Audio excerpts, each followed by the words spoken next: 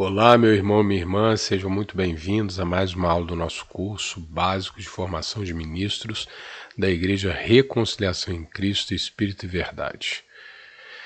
Vamos hoje entrar no segundo capítulo, portanto já vencemos uma etapa, né? E vamos partir para a próxima.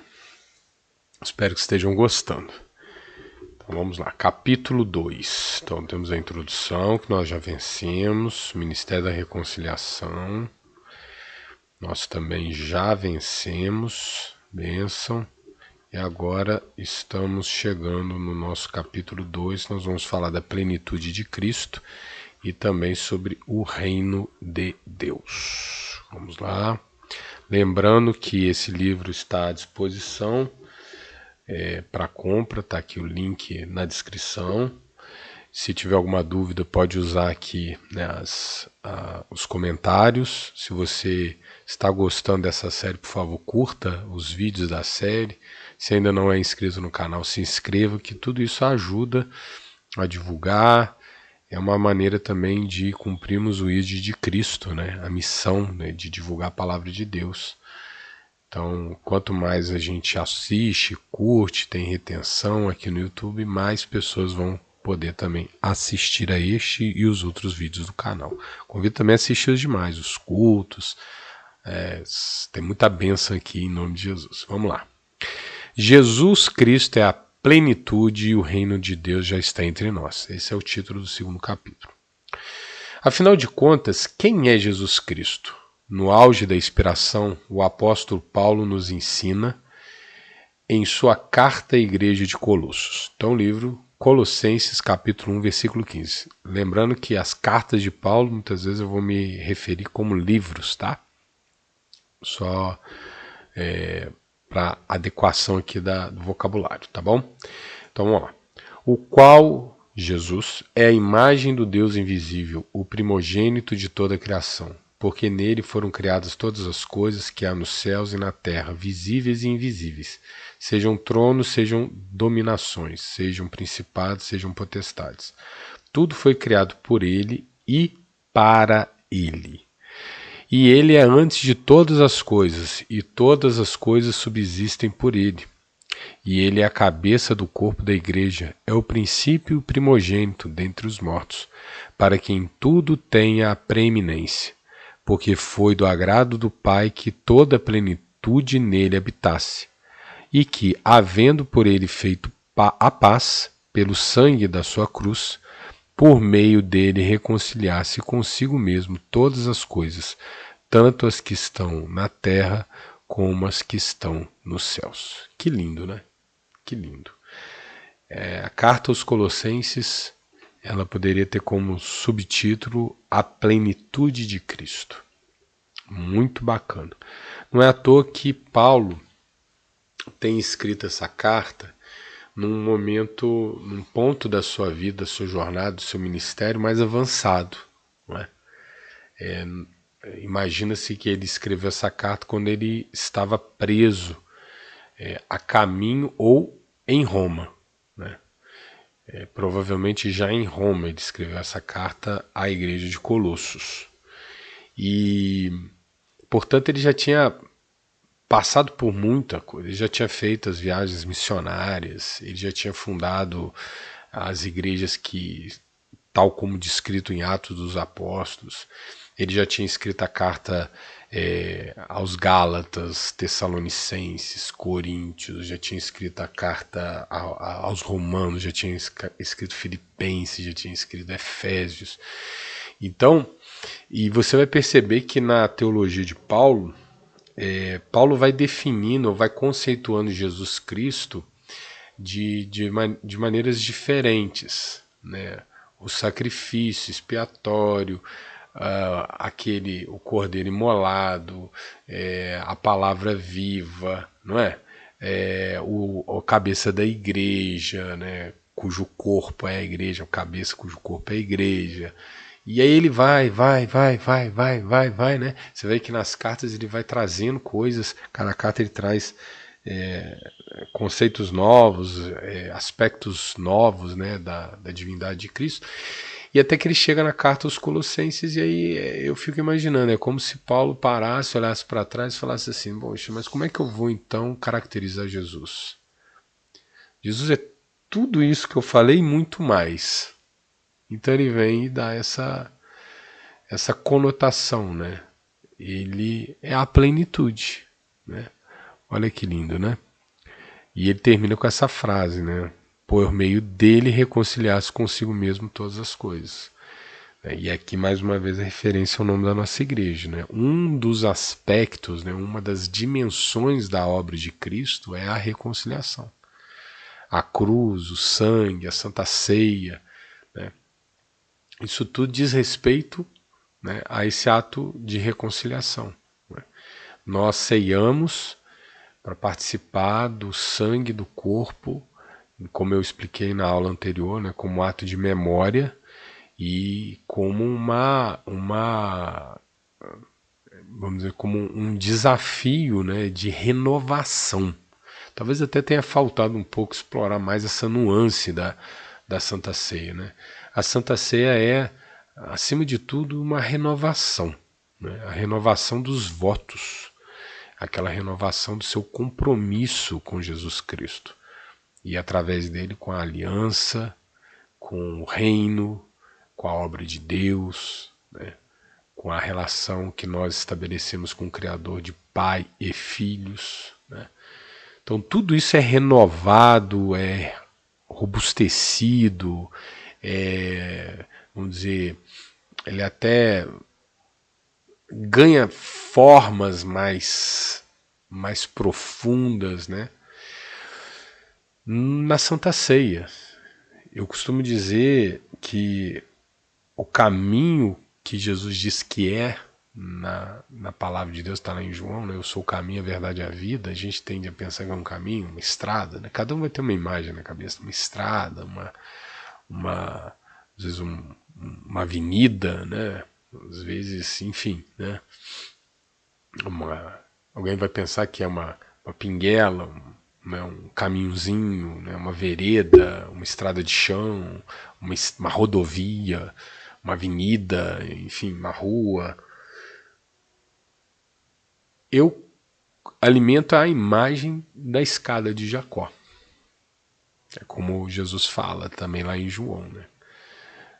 Você vai ver, né, os anjos subindo e descendo, né? É a escada de Jacó, né? É a ligação entre a imanência e a transcendência, a ligação entre o mundo agora e o mundo onde Deus habita, né?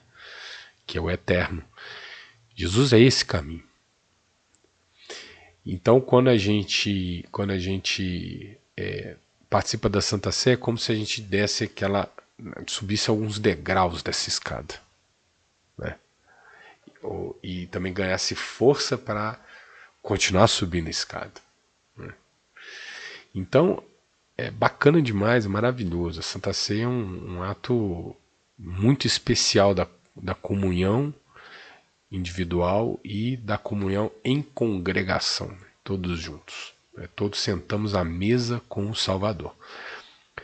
E essa passagem de Colossenses, ela mostra que Jesus é algo muito amplo. Tudo foi feito nele, por ele, para ele. Ele é o cabeça, ele é a reconciliação. Olha lá, qual a imagem de Deus, né? Ele é o primogênito. Nele todas as coisas foram criadas, no céu, na terra, visível, invisível, tronos, dominações, principados, potestades. Tudo foi criado por ele e para ele, né? Então é nele, por ele, para ele. E ele é o cabeça do corpo que é a igreja, é o princípio primogênito entre os mortos, tudo tem a preeminência, sabe? Aí vai lá, né? Nele habitasse a plenitude, né? E através dele estabelecesse a paz, que vem da reconciliação. Então Paulo está nos descrevendo aqui, nesse espaço até, né, singelo, né? A dimensão de Jesus, o quão incaptável ele é, de tão amplo e maravilhoso que ele é. Muito bacana. Então vamos nos remeter ao título. Jesus é a plenitude. É importante que o cristão entenda isso. Jesus não é só uma das coisas que a gente sabe que ele é só o caminho, não. Ele é o pão da vida, ele é a porta, ele é água viva, dele jorram água, rios de água viva, ele é o pão da vida, remete ao maná, ele é o cabeça, nele foram criadas as coisas, por ele, para ele é o rei. O sacrifício expiatório, o substitutivo, o ato de amor, o Filho de Deus, a palavra, o verbo, a grande lógica cósmica. Jesus é isso tudo. Amém? Por isso, talvez a palavra que melhor, assim, dá de forma concisa, né, tão ampla gama de atributos e características, seja plenitude. Jesus Cristo é a plenitude. E aí a gente traz, né, em suma, Jesus Cristo é tudo, a plenitude do cosmos. Por isso ele é designado de múltiplas formas. Aqui estão algumas delas, né? A palavra, luz, o princípio, o meio e fim de todas as coisas, o evangelho, a instrução santa, o redentor que nos justifica, a reconciliação, o primogênito de tudo que há de vir, o cabeça da igreja, o sacerdote perfeito, lembra disso? Lá muito explorado na carta aos Hebreus, né? Sumo sacerdote segundo o sacerdócio de Melquisedeque, segundo a ordem sacerdotal de Melquisedeque, o intercessor, o juiz do mundo, a plataforma de tudo que há, né? Uma das designações mais relevantes e que muitos não se dão conta é que Jesus é o nosso rei. E é um pouco essa dimensão de Cristo que nós vamos explorar e que a nossa teologia ela dá bastante ênfase. Jesus é o rei. Ele não haverá de ser. Ele não será um dia. Ele é. Uma das designações mais relevantes e que muitos não se dão conta é que Jesus é o nosso rei, aquele que concentra a majestade do reino de Deus, governando segundo a soberania do Eterno. Guarde em seu coração, Jesus Cristo já é rei. E eu quero me concentrar nisso agora, que é o centro desse capítulo. Veja bem, meus irmãos e minhas irmãs. Eu vou aqui resumir, amém? O livro ele vai dar muitas passagens que vão mostrar isso que eu vou dizer aqui, mas com aqui fazer um esforço de síntese.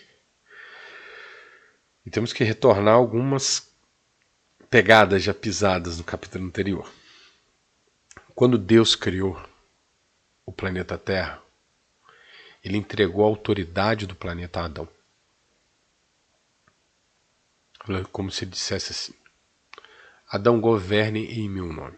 Porque, veja bem, a quem pertence a soberania? Quando a gente estuda o direito, a Constituição, a nossa sociedade, a gente sabe, a gente conhece essa frase, né?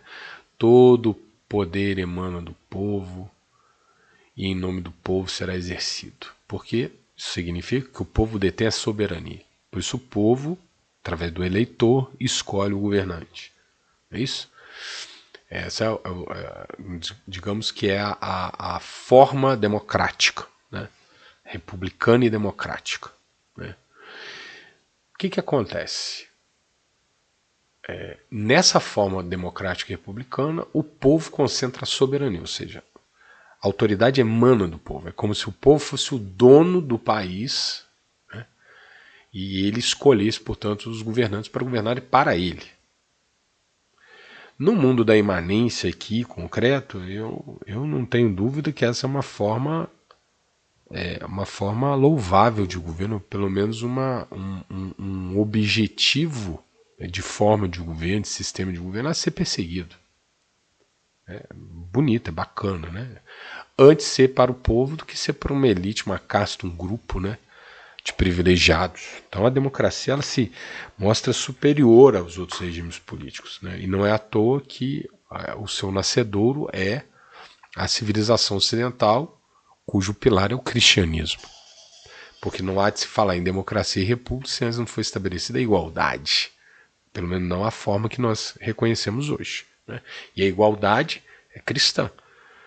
Foi com Cristo que o véu se rasgou e a muralha da separação foi derrubada.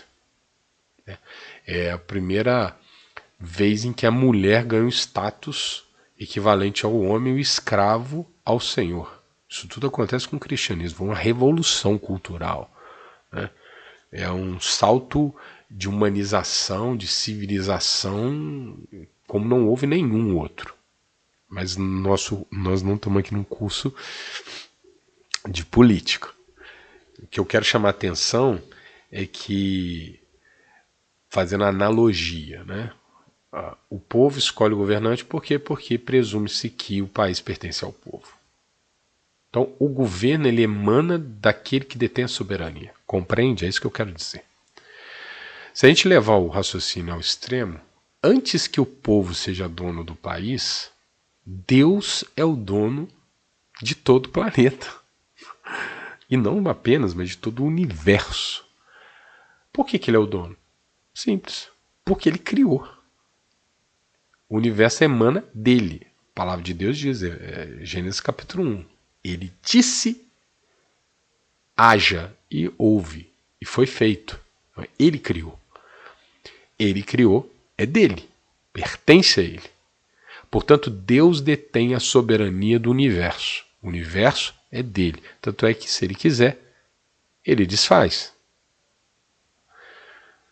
Dito isso, quando Deus criou esse planeta, ele fez uma criatura à sua imagem e semelhança.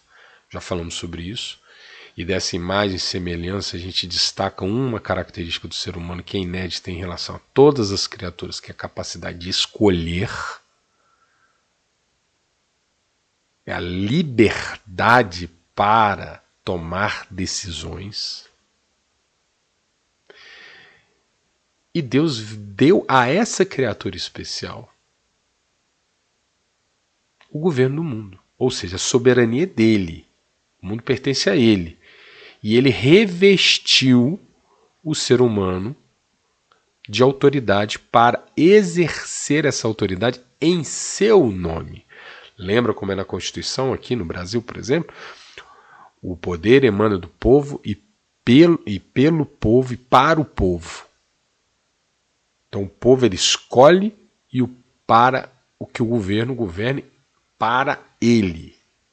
Deus escolhe para que o governante governe em seu nome. Amém? Quem foi escolhido? Adão.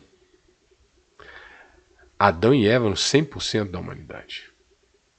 Mas é importante dizer, quem foi escolhido não foi o casal, foi Adão. Inclusive a ordem de não comer do fruto da árvore da consciência do bem e do mal, essa ordem foi dada a Adão.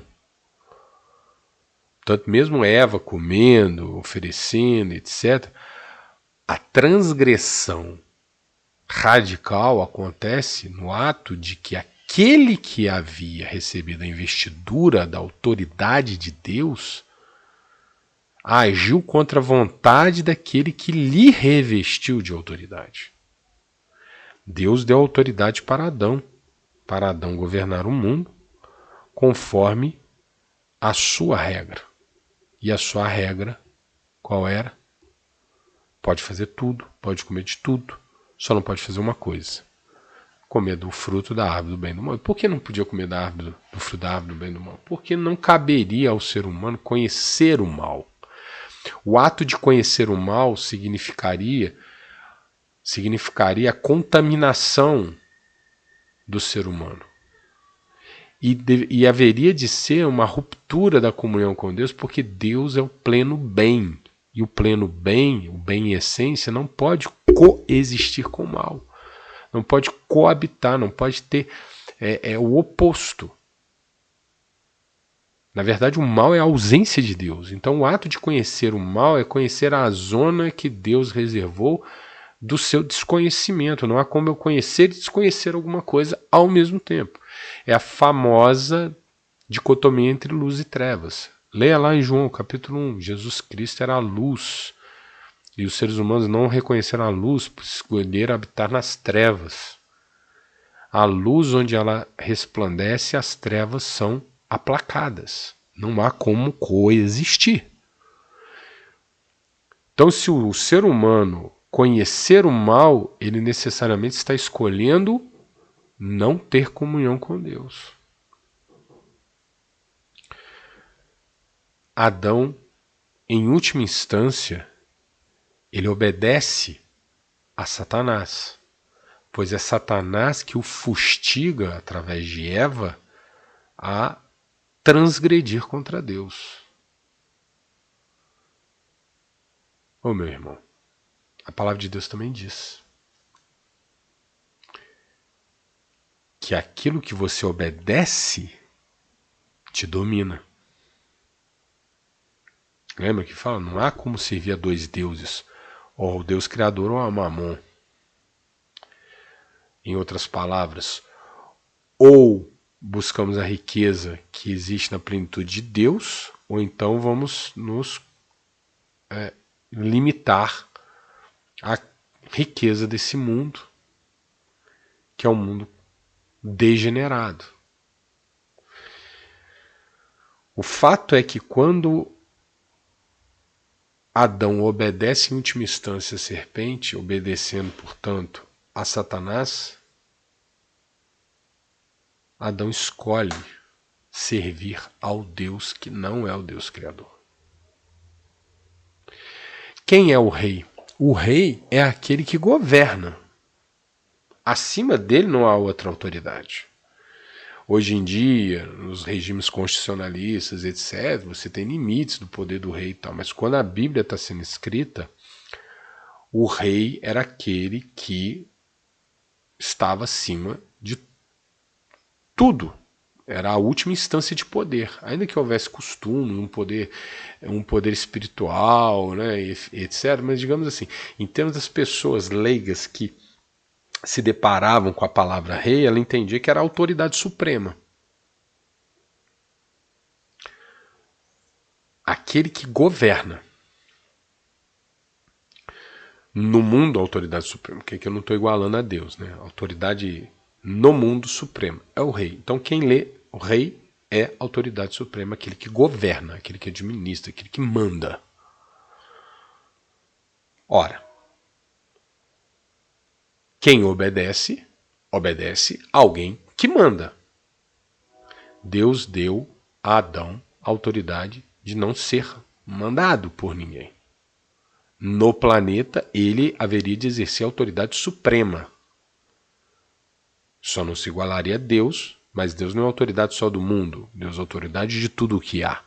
No mundo, o indivíduo, ser humano, exerceria autoridade. Uma parte da criação de Deus foi legada ao governo do homem. O ser humano governaria Marte, governaria a Terra. Tá claro? Se Adão obedece a Satanás, há alguém que manda acima de Adão. E esse alguém que manda acima de Adão não é Deus. Porque Adão não está obedecendo a Deus quando ele come o fruto. Ele está obedecendo a uma outra autoridade. Entende? Então ele se subordina voluntariamente a Satanás. Lembra que o que há de ineditismo no ser humano? O fato dele ter liberdade para escolher. Só Deus tem liberdade para escolher sobre todas as coisas. E Deus deu parte dessa liberdade para que nós possamos escolher moralmente. Tomar decisões racionais acerca daquilo que eu quero, aquilo que eu devo, aquilo que eu acredito. Eu posso decidir. Posso decidir para a esquerda ou para a direita. Não é o meu instinto que me impele a fazer. Eu penso, raciocino, decido e faço. Só o ser humano entre todas as coisas criadas pode acessa esse tipo de faculdade maravilhosa. Tanto é que nós construímos um mundo que nós queremos. Casas, prédios, estradas. Não é isso? Então Deus nos deu condição de escolher ficar com ele ou não ficar com ele. E Adão foi revestido da autoridade para governar o mundo. Deus confiou a ele, depositou confiança. Adão, no entanto, faz o quê? Transgride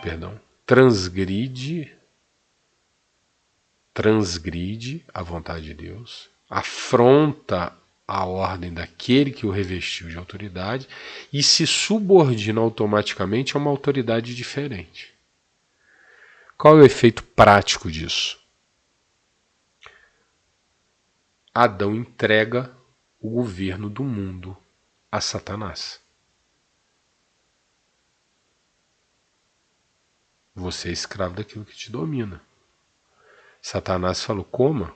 Adão comeu. Deus tinha dito, não coma. Deus não deixou para Adão raciocinar. Ele deu um mandamento. Não coma. E Satanás disse, coma. Você se subordina a quem manda. Adão se subordinou a Deus ou a Satanás? A Satanás. Satanás então se torna uma autoridade acima do homem, a quem foi revestida a autoridade sobre o mundo.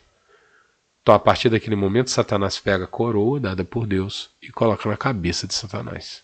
Pega o cetro dado por Deus e entrega para Satanás. Abandona o trono dado por Deus para que Satanás nele sente. O governo do mundo passa a Satanás. Entendeu? É por isso que a palavra diz, né? E com o pecado a morte veio sobre o mundo. Daqui por diante, Satanás inicia o seu reinado, que é o quê? De matar, roubar e destruir. Esse é o reino de Satanás. Irmão matando irmão, Caim e Abel. A injustiça dominando sobre todo o planeta. Os seres humanos querendo se igualar a Deus com a Torre de Babel. Entende? Dali para frente só desgraça. Até que Deus tem que tomar uma decisão extrema. Ele é o dono do mundo. O mundo é dele, ele faz o que ele quiser. Então ele pega o último dos justos que habitavam sobre a terra e salva ele. E por amor, estende a salvação à sua família. Era só para Noé e para a arca. Ele era o único justo.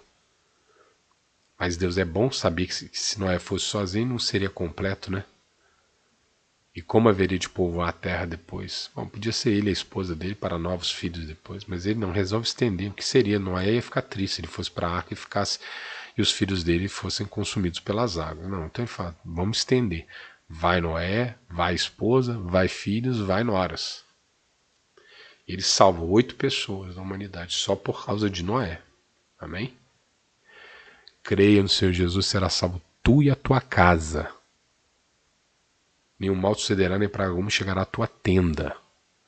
Deus salva o indivíduo, salvando também a sua família. Porque Deus é amor e sabe que nós fomos constituídos pais, mães, para cuidar do nosso rebanho doméstico particular. Então Deus não... Os filhos são fruto do ventre. Eles são um galardão de Deus. Então Deus não vai deixar pai e mãe ir e deixar os filhos para trás de maneira nenhuma. Então ele salva Noé e todo mundo da casa dele. Por que Deus faz isso? Porque se ficasse a humanidade, continuasse no caminho que estava, se Noé fosse morto, acabou o bem no mundo. Sucumbiu. Então Deus, ele age na história a partir do momento em que Adão se desvia e entrega o governo da criação do planeta Terra para o diabo. Deus vai agir no mundo para colocar em prática um plano de salvação. Então ele tinha que afastar Noé, acabar com aquela primeira leva de seres humanos, para que Cã, Sem e Jafé ele pudesse separar ali em Sem uma genealogia que iria a Éber, de Éber a Abraão, e a partir de Abraão a Isaac, de Isaac a Jacó, de Jacó a Davi, de Davi a Jesus. É um plano que Deus coloca, que ele já anuncia no momento em que Adão e Eva saem do paraíso, quando ele diz, né, eu colocarei inimizade entre você e a serpente, entre o filho da mulher, não é isso? E a serpente, você pisará a cabeça da serpente morderá o seu calcanhar. porque aquele que pecar certamente morrerá. Alguém precisava pagar o preço do pecado de Adão, e nós já falamos bastante sobre isso nas reuniões, nas aulas anteriores. Chega uma hora em que Deus tem que intervir pontualmente na história. Veja que ele não toma para si o governo do mundo. Por quê? Porque Deus é justo. Deus deu o governo para Adão e Adão escolheu dar para o diabo. Se comer do fruto da árvore do conhecimento do bem e do mal, certamente morrerá. As consequências virão do seu ato. Então, se Adão fez, as consequências vieram. Ele perdeu o governo do mundo, passou para Satanás, e toda a maldade, roubalheira, transgressão vem com isso. Está lá em Romanos também, né? Deus, como é que a ira de Deus se revela? Capítulo 1 de Romanos, como que a ira de Deus se revela? Quando Deus entrega os seres humanos às suas próprias concupiscências. A ira de Deus não vem com rajadas de vento, bolas de fogo, né? Não por enquanto. No primeiro momento a ira de Deus se manifesta quando Deus entrega o ser humano às suas próprias escolhas. Então, se o ser humano escolheu entregar o governo do mundo para Satanás, escolha do ser humano. Deus confiou, olha a palavra, confiou ao homem o governo do mundo. Se confiou ao homem, o homem toma as decisões, ele tem liberdade, Deus nos deu essa autoridade. E aí, se o homem resolveu se danificar, se Deus vai lá e corrige e muda, Deus então não deu liberdade. Se Deus nos criasse imunes ao pecado, Deus não teria dado de fato uma liberdade. A liberdade implica em escolha. Tá claro, meu irmão? Tá claro, minha irmã? Então, o ser humano escolheu a passar a autoridade para Satanás e todas as consequências vêm da escolha do ser humano. Mas Deus não entrega a criação, então ele intervém pontualmente na história para garantir que em algum momento aparecesse uma válvula de escape, uma saída. Mas Deus não pode fazer isso sem cumprir a sua própria determinação, pois Deus é justo. Se pecar, certamente morrerá. Deus não pode desfazer o que ele disse. Deus não é um homem para que minta, nem como filho do homem para que se arrependa. Deus tem uma palavra só, e se ele disse que é assim. Isso tem que continuar o caminho. Amém? Mas Deus é misericórdia e amor. Então ele prepara a válvula de escape, ele prepara a saída da humanidade. E como que isso acontece? Através do plano salvífico, cujo centro é Cristo. Então Deus vai intervindo. Lembremos do livro de Jó. Satanás ronda a terra. O que significa Satanás rondar? Sabe o que é a palavra rondar? Quem faz ronda é um policial tomando conta. Não é isso? A polícia está fazendo uma ronda. Ela está tomando conta. Está tomando conta em nome da sociedade. Não é isso? Ou poderia ser um segurança de uma casa fazendo uma ronda na casa. Ele está tomando conta da propriedade de alguém. Satanás rondava a terra. Ou, dependendo da tradução, vai dizer passeava sobre a terra. Passear também implica em você ter liberdade. Né? Você não passeia no lugar onde a tua permanência é proibida. Ou seja, as duas palavras elas acabam implicando na mesma constatação. Eu prefiro ronda, que ela é mais clara. Satanás rondando a terra significa que ele está tomando conta do que é dele. Se é passeando, ele está passeando naquele lugar onde lhe foi permitida a estada. Satanás governa o mundo até a vinda de Cristo. E é por isso que Deus teve que separar Noé em algum momento, tomar atitude radical do dilúvio, e em outros momentos ele teve que intervir ali, né, para manter sempre um remanescente fiel, conectado a ele, para que no momento apropriado Jesus pudesse vir ao mundo e reverter o jogo. Mas Deus tem que fazer tudo na regra. Ele não pode transgredir a regra que ele estabeleceu. Então ele teve que aceitar o governo de Satanás. Isso que eu quero dizer, esse ponto que eu quero chamar a atenção. Por que Deus não foi lá, não deu o peteleco Satanás e tirou fora? Por quê? Porque Deus confiou a Adão o governo do mundo.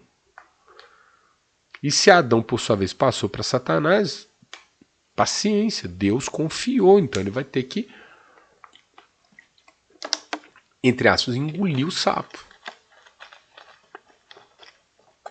Como está dito na palavra de Deus, a ira de Deus se manifesta quando Deus entrega ao ser humano a sua própria decisão. Deus não deu liberdade para a gente escolher? Não é uma liberdade autêntica, verdadeira? Então a gente escolheu ficar com Satanás, entregar o governo do mundo para Satanás. Se Deus nos tira a autoridade de entregar o governo para Satanás, não temos liberdade. Entende? Pra vocês terem uma ideia, né?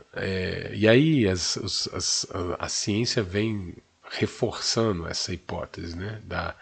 Qual é o período de existência do ser humano sobre a face da Terra?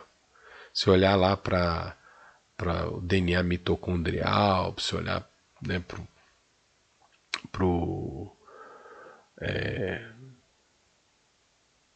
enfim, para o nosso pai, por aquele que nos deu as nossas o gene,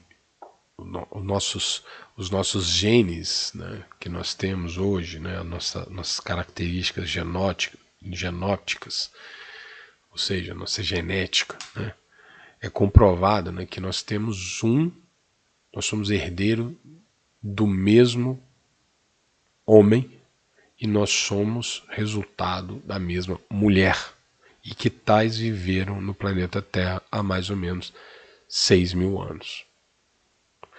Significa que entre a assunção de Satanás à vinda de Jesus foram 4.000 anos. Então, entre Adão e Abraão foram em torno de 2.000 anos, de Abraão a Jesus 2.000 anos. 4.000 anos de governo de Satanás. 4.000 anos em que Deus está preparando a saída, que é Jesus. E nós vivemos um período histórico pós-Jesus. Há um marco na vinda de Jesus que, né, altera o rumo da história. Uma das coisas que a Bíblia nos conta, ela é a revelação de Deus, e uma das revelações é a revelação de como Deus atua na história. Nós estamos lendo na Bíblia o plano de Deus para nos salvar. Deus separando um remanescentezinho fiel, um grupinho de pessoas, ínfimo. Na verdade, até a vinda de Jesus, Deus liderava a rebelião contra o jugo do maligno. Mas Deus não fazia isso abertamente, porque Deus não podia transgredir a sua lei. Então ele tinha que fazer isso de tal maneira a preservar o bem, a sua vontade, a memória da sua existência. Isso tinha que ser trazido. E a humanidade vai sendo aos poucos preparada para um momento propício para que a sua mensagem pudesse, como um rastilho de pólvora, se alastrar pelo mundo. Se Jesus tivesse vindo na época dos egípcios, não havia ainda um amadurecimento do ser humano para entender a mensagem do amor. Não havia. Então era necessário esperar mais.